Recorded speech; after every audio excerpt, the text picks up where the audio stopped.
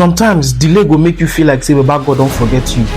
You dey pray, you dey hope, but the thing still never happen. Wetin dey happen? Who I offend? Why my own dey be like this? All these na questions wey you dey ask yourself. But make I tell you, delay no mean say baba God no dey work.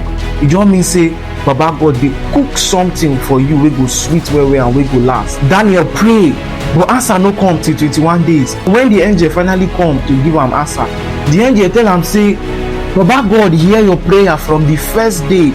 Why I no fit come immediately? Because battle bin dey.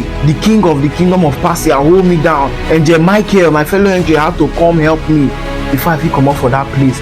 But I don come to give you baba God response. Go check Daniel chapter 10, you go see the full story. I just give you this to tell you say sometimes when the delay dey occur, baba God dey fight some kind battles for you. No use delay take size baba God love, because sometimes delay na part of the process wey dey shape you for the promise. Habakkuk 2:3 talk say though e dey waste time, wait for am, because e must surely happen. So no break down.